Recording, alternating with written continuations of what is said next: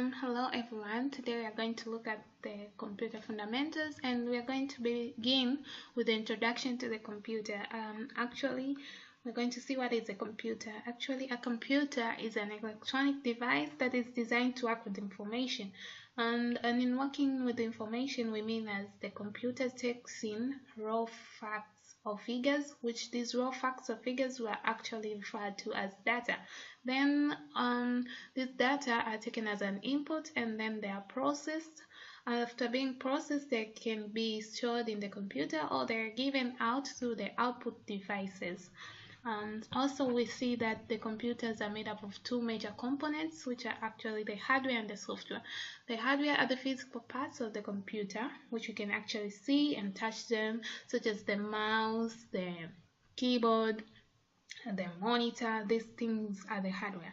And the software, they're just instructions which tell the hardware what to do.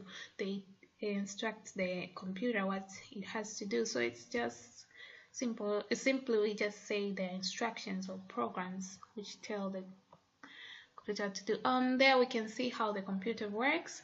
There are input devices. These input devices actually take in the data, and the data are then fed to the processing devices. In the processing devices, the computer processes the data, which later becomes information, and it can be stored in the computer, or it is given out through the output devices. Just as you can see there are different output devices. Also, yeah, they are given out through the output devices. The memory, as we see in that diagram, the memory, it holds the data while it's waiting to be processed, and after that data is being processed, it's kept in the storage devices, or then it's given out through the output devices. Computers has been of great advantage to our environment since they have been so helpful. They have high processing speed, that is, they're very fast, they're accurate, they don't make mistakes, they are reliable. When you speak of versatility, we mean that the computer can perform more than one function, and when we are speaking of diligence, it means the computer can work for a long time and still work accuracy. It stores large amount of data. It has really helped us. Also, we know that computers have been applied in different areas such as business. You can see them in the business sector, in the banks, in the insurance, and many other different places. But as we know, everything with advantages cannot miss disadvantages. So also computer has their disadvantage, which include that the computer does not have an IQ, so it needs instruction from the user. It cannot work on its own. It has no feelings. It does not detect any emotions, and also we see it's dependent on user's instruction. But further, we see there are generations of computers. Computers have been evolving, and in that we see there are 5 generations, which you are going to see them each one by one. When you look at the first generation, which was employed from 1940 to 1956, which actually used the vacuum tube technology. These vacuum tubes were well known for calculation purpose and storage purpose. They were very large in these first generation computers.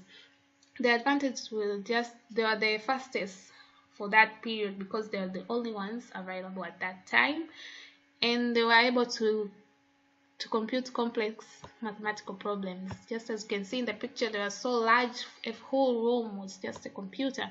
And when we come to look at the disadvantages of this generation, as you can see, they were not able to be transferred as they are very large, and they were designed for only a single purpose, that is calculations.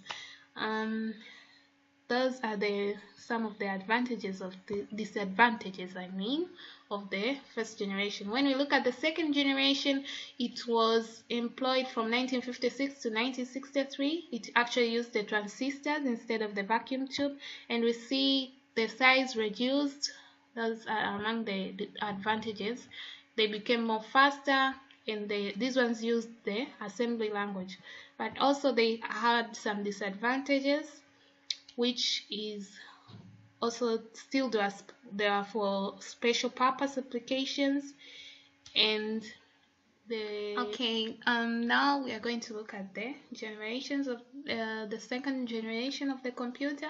As we see that it was employed from 1956 to 1963, and it actually here they replaced the vacuum tubes with the transistors. As you can see, we're going to see the advantages whereby the size became smaller, and they were the fastest because they are the most improved at that time, and they used the assembly language, but also they had some disadvantages, as still they required to be placed in air-conditioned places, and also they were still for special purpose. Those were some of the disadvantages of these computers.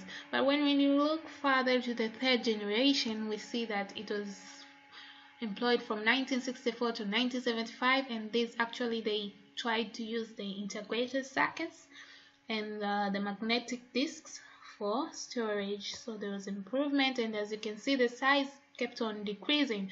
They became smaller, more portable, so it had more advantages compared to the others. They were the fastest computing devices at that time. They were very productive because also the memory increased. They could be transported from one area to the another, and the changes in the language we see also here, they used the high level language, so these were more reliable compared to the other generations. But still, they still had some disadvantages since their cost was very high. They also still needed to be placed in an air-conditioned place, and still, though the storage capacity increased, but still it was not enough. When we look further to the fourth generation computers, these were employed from 1975 to 1989. They actually used microprocessor, or in other words, we can say it's the large-scale integration and very large-scale integration technologies.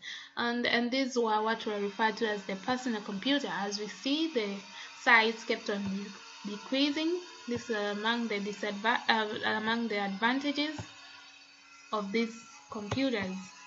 They kept on decreasing the size.